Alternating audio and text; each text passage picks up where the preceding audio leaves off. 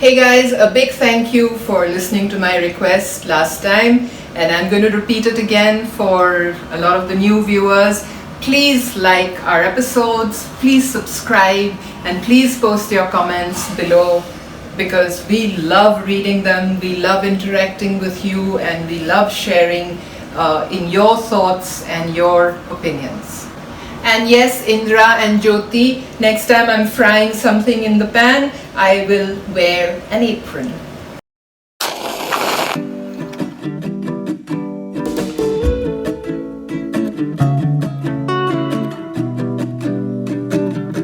Many years ago, Amit and I were just 2 years into our relationship, and I'd gone to Nagpur on work, and I wanted to buy him a gift. I thought of a sari, but metrosexual was not in fashion at that time. So instead I went and bought him buttons, cute little buttons like this. And I went one step further and I got his name, his initials inscribed on it. I think this is when he probably realized that I had the evil intention of marriage. What I'm sharing with you today is a really simple Moong Dal Paratha. In my opinion, Moong Dal makes the best stuffed paratha. Both of us love it, Moong Dal Parathe, and it's a simple recipe and easy to do. So let me show you how to make Moong Dal Parathas. The first step is, of course, you soak the dal just for a couple of hours, and you don't need to do it more than that. And then you strain out the water, and we will put this on to cook on the fire. But before that, I'm going to show you a trick to do an easy aloo sabzi which tastes just like how the halwais make it. I'm going to be putting everything into this pressure cooker and then let it whistle on endlessly while we get down to making the Moong Dal Parathas. Dump in the potatoes. I've just used 3 potatoes because it's only Amit and me eating. Couple of tomatoes chopped into 4, a teaspoon of ginger, couple of green chilies, and I'll come to this later. This is dhania powder, coriander powder, this is cumin powder. This is a medley of spices. So you have dhania seeds, coriander seeds, you have kasuri methi, you have a little bit of saunf, and you have methi seeds, and of course a little bit of red chili. This is what gives it that halwai kind of flavors and tastes. So all that goes in there. I will add half a teaspoon of hing,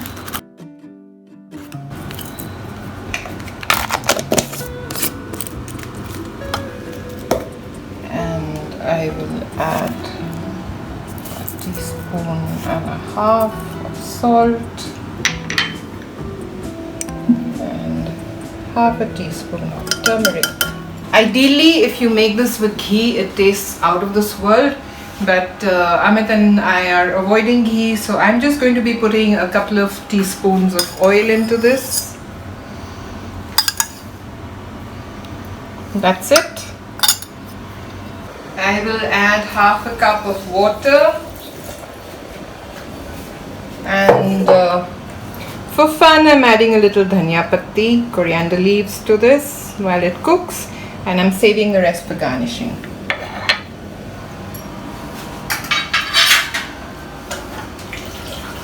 So, swirl it around, shut it, and let the whistles blow.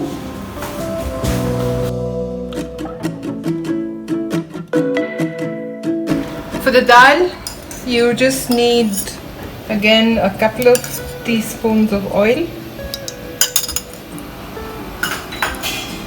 and once the oil is hot, we add half a teaspoon of ginger,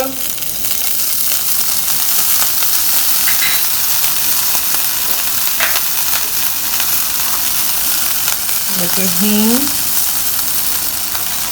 green chilies, and you can get the aroma. The chilies are doing the trick. Add the dal. Make sure the fire is low, otherwise all your masalas are going to burn. Salt, turmeric, very little, and don't tell Amit, but I'm using Yashu's red chili powder. Amit thinks this red chili powder only came for him so that his food tastes yummy and mine doesn't, but I am quickly using a teaspoon. This is really a good red chili powder. It's very flavorful, it's not too hot, and it gives the right touch. Thanks, Yashu.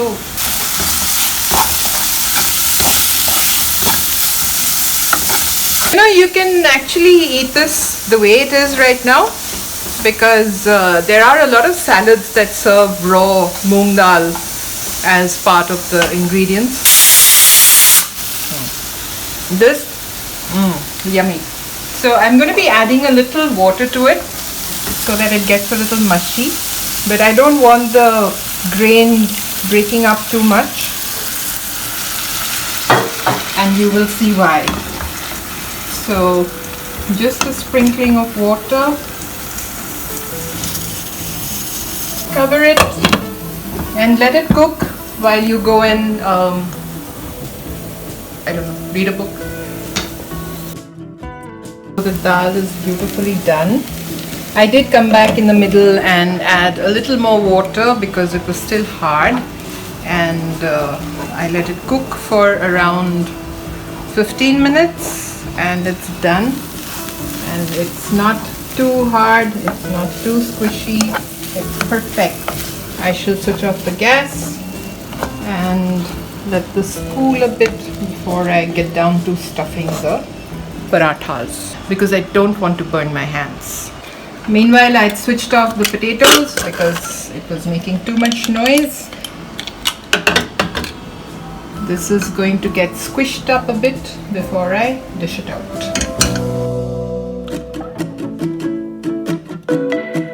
Time to make the parathas. The atta you need just like you would roti ka atta.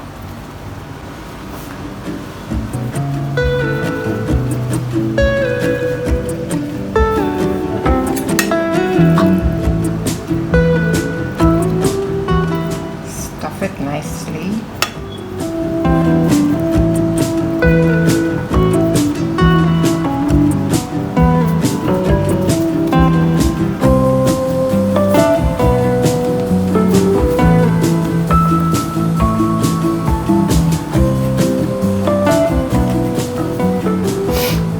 I find when you spread it out with your hand, initially the stuffing actually moves to the sides, otherwise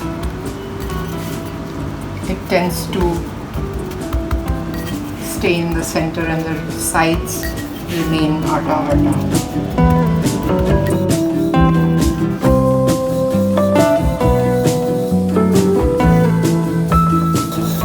Roll it out with a very light hand. The thing should be like free so that you're not pressing down. You can see the dal is there all on the sides.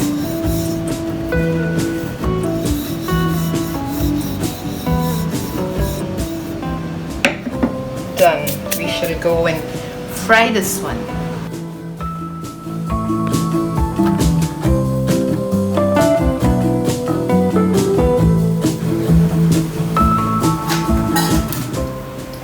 So when you see these little bubbles sort of coming up, turn it over. Let the other side cook a bit. The flame is low so that it cooks nicely through to the inside. You don't want raw atta coming in your mouth. When you see more bubbles coming up, put the gas flame high and put the oil on the side.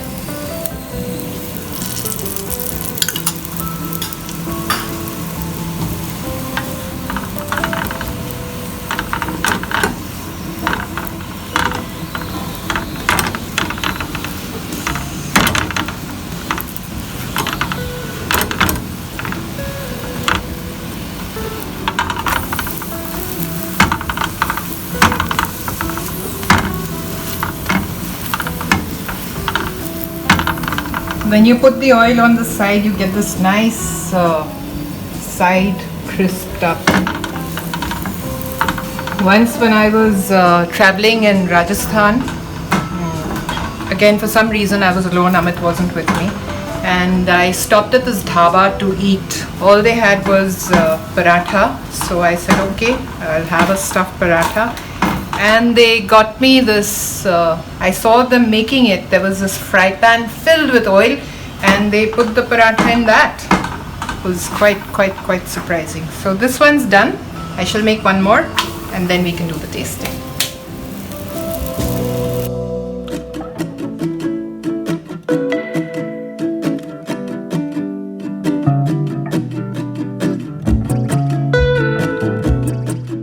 We're ready to do the plating.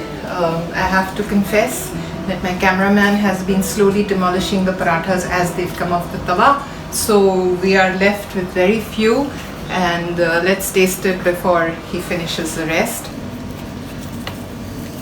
See how well it's cooked from the inside, and you actually have the grains of the dal. My potato sabzi, as you can see, the potatoes have been squished up, so the gravy is thickish. I'm just going to garnish it with a little coriander. The methi seeds and the fennel give it that halwai kind of flavor, and I can get the aroma standing here. Some bundi raita. It's cooling.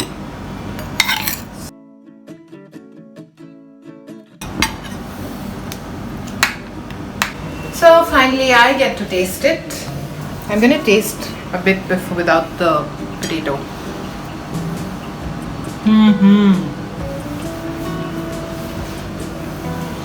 Perfect for a Sunday brunch. This is the yummiest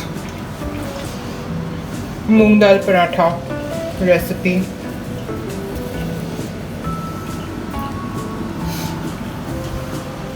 My halwai wale aloo shortcut.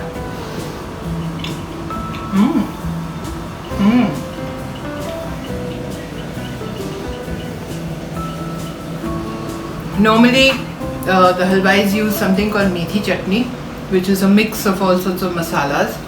So I have tried to give it those same flavors, by using the methi danas and the sauf and the kasuri methi. And of course with parathas you can't not have dahi.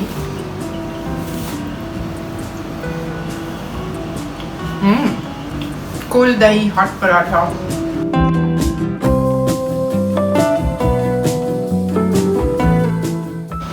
Some people have asked for breakfast dishes.